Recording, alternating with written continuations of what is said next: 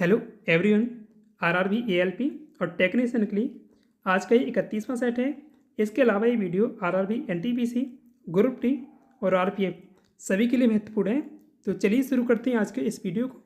पहला क्वेश्चन है, मानव शरीर में यूरिया का निर्माण कहाँ होता है? तो ये कहाँ होता है? यकृत या लीवर में होता है। आंसर इसका ऑप्शन नंबर ए है, यकृत।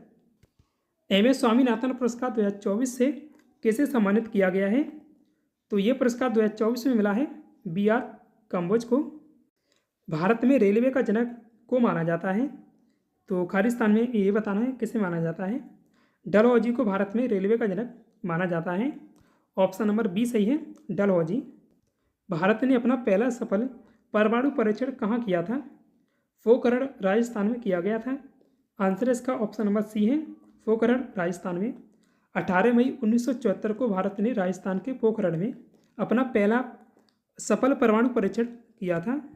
18 मई 1974 को भारत ने राजस्थान के पोखरण में अपना पहला सफल परमाणु परीक्षण किया था और इस मिशन का कोड नाम रखा गया था स्माइलिंग बुद्धा रखा गया था कोड नाम। और इस परीक्षण के बाद भारत दुनिया का छठा परमाणु संपन्न देश बन गया था। एमएस स्वामीनाथन पुरस्कार किस क्षेत्र में दिया जाता है? तो ये पुरस्कार दिया जाता है कृषि विशेषज्ञों को। राइट आंसर है कृषि में। एमएस स्वामीनाथन पुरस्कार की स्थापना कब हुई थी? तो 2004 से ये पुरस्कार दिया जा रहा है। राइट आंसर है 2004 में इसकी स्थापना हुई थी। भारत में हरित क्रांति के जनक कौन थे? तो एमएस स्वामीनाथन थे भारत में हरित क्रांति के जनक। और विश्व में हरित क्रांति के जनक कौन थे? नॉर्मन बोरलॉग थे। राइट आंसर है option number D, Norman Borlaug. Norman Borlaug एक अमेरिकी कृषि वैज्ञानिक और मानवतावादी थे। उन्हें 1970 में नोबेल शांति पुरस्कार मिला था। यह खालिस्तान पहले भारतीय थे जिन्होंने 1863 में लंदन में हुई सिविल सेवा परीक्षा में सफलता प्राप्त की थी। तो ये कौन थे? सत्येंद्र नाथ टैगोर थे। राइट आंसर है option number C. Mount Everest के शिखर पर पहुंचने वाले पहले भारतीय कौन थे? अवतार सिंह चीमा और शेरपा नवांग या गोम्बू है इनका पूरा नाम, शेरपा नवांग गोम्बू। तो ये दोनों थे। राइट आंसर है ऑप्शन नंबर सी, ए और बी दोनों। 20 मई 1965 को लेफ्टिनेंट कर्नल अवतार सिंह चीमा और शेरपा नवांग गोम्बू माउंट एवरेस्ट के शिखर पर पहुंचने वाले पहले भारतीय बने थे। तो ये डेट भी याद रखिएगा, डेट भी पूछी जाती है, काफ़ी महत्वपूर्ण है। तो इसके साथ ही माउंट एवरेस्ट पर पहुंचने वाला भारत विश्व का चौथा देश बन गया था। ध्वनि की गति से तेज उड़ान भरने वाली पहली महिला कौन थी? ये जैकलिन कोचरन थी। 18 मई 1953 को अमेरिका की जैकलिन कोचरन ध्वनि की गति से तेज उड़ान भरने वाली पहली महिला बनी थी और उन्होंने F-86 सेवर जेट से 1050 किलोमीटर प्रति घंटा की गति दर्ज की थी। विश्व की सबसे ऊंची चोटी निम्न में से कौन सी है? तो ये माउंट एवरेस्ट है। और माउंट एवरेस्ट कहाँ पर स्थित है? नेपाल में स्थित है। ध्वनि की गति से तेज उड़ान भरने वाले पहले व्यक्ति कौन थे? इसका आंसर होगा ऑप्शन नंबर डी, चक एजर। ध्वनि की गति से तेज उड़ान भरने वाले पहले व्यक्ति का रिकॉर्ड अमेरिका के ही चक एजर के नाम है। और जैकलिन कोचर थी, वो भी अमेरिका से थी। वो पहली महिला हैं और ये पहले व्यक्ति। पहली पीढ़ी के इलेक्ट्रॉनिक कंप्यूटर का समय था। इसका राइट आंसर है 1940 से 1955 तक था। कंप्यूटर की किस पीढ़ी या जनरेशन में वैक्यूम ट्यूब तकनीक का इस्तेमाल किया गया था? तो वैक्यूम ट्यूब तकनीक का इस्तेमाल पहली पीढ़ी के कंप्यूटर में किया गया था। इसका राइट आंसर है प्रथम पीढ़ी। वर्तमान में राज्यसभा के उपसभापति कौन है?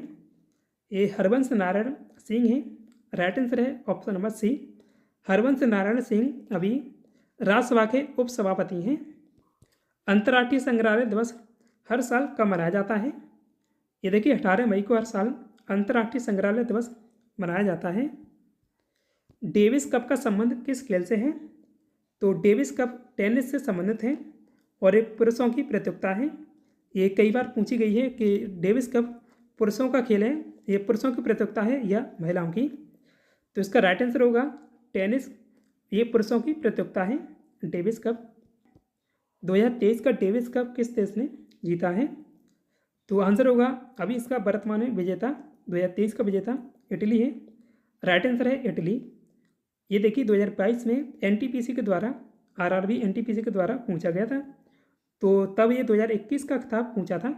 और अभी जो मैंने बताया है ये वर्तमान में विजेता है इटली। सर्वाधिक बार डेविस कप किस देश ने जीता है? तो अमेरिका के द्वारा जीता गया है। अमेरिका ने इसे 32 बार जीता है। बिली जीन किंग कप किस खेल से संबंधित है? ये देखिए डेविस कप के बराबर है टेनिस में। ये डेविस कप होता है पुरुषों की प्रतियोगिता और बिली जीन किंग कप ये महिलाओं की प्रतियोगिता है। तो ये दोनों ही जो बिली जीन किंग कप है डेविस कप के बराबर है टेनिस में। तो इसका आंसर है ऑप्शन नंबर बी, ये टेनिस महिला प्रतियोगिता है। बिली जीन किंग कप 2023 किस देश ने जीता है? इसका आंसर है Canada. Billie Jean King cup सर्वाधिक बार किस देश ने जीता है? तो ये भी अमेरिका के द्वारा जीता गया है। अमेरिका ने ये कप 18 बार जीता है। भारत आने वाले पहले यूरोपीय कौन थे? तो पुर्तगाली थे। वास्को डी गामा ने भारत की खोज किस वर्ष की थी? इसका आंसर है 1498 में। भारत की खोज में निकला वास्को डी गामा 20 मई 1498 को भारत पहुंचा था और वह कालीकट में 3 माह रहने के बाद पुर्तगाल लौट गया था। और कालीकट कहाँ पर स्थित है? ये केरल राज्य में है। 1498 में भारत आने वाला पहला यूरोपीय कौन था? ये वास्को डी गामा ही था। देश की पहली एआई या आर्टिफिशियली इंटेलिजेंस टीचर कहाँ लॉन्च की गई थी? तो इसे केरल में लॉन्च किया गया था और इस एआई टीचर का नाम था आयरिस। दिल्ली के लाल किले में मोती मस्जिद का निर्माण किसने करवाया था? तो औरंगजेब के द्वारा इसका निर्माण कराया गया था। निम्न में से किस देश का प्राचीन नाम फारस था? तो ये ईरान का नाम था प्राचीन नाम फारस। इसका जो आंसर है ऑप्शन नंबर बी सही होगा ईरान। ईरान में स्थित एक देश है, तो यहाँ जो खालिस्तान है यहाँ बताना है। तो पश्चिम एशिया में स्थित ईरान एक देश है और ईरान की लोकेशन मैप में ये है जो ग्रीन वाली दिख रही है और बड़े वाले मैप से देखिए ईरान की स्थिति ये है। खालिस्तान मुकुलन या बडिंग विधि द्वारा प्रजनन करता है। तो ईस्ट और हाइड्रा ये दोनों ही मुकुलन विधि के द्वारा प्रजनन करते हैं। आंसर इसका ऑप्शन नंबर सी है, ए और बी दोनों। और देखिए काफ़ी पूछा जाने वाला सवाल है रेलवे के द्वारा। ये हाइड्रा और ईस्ट द्वारा प्रजनन की सामान्य अलैंगिक प्रक्रिया मुकुलन है। अब देखिए जो प्रजनन की दो विधि हैं, एक होती है अलैंगिक और दूसरी होती है लैंगिक।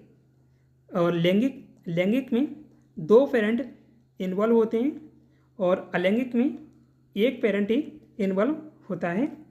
जैसे जो मनुष्य है वो अलैंगिक प्रजनन करता है। ईरान की आधिकारिक भाषा या ऑफिशियल लैंग्वेज निम्न में से कौन सी है? तो इसकी आधिकारिक भाषा है फारसी। इनमें से कौन सी मुद्रा ईरान की है?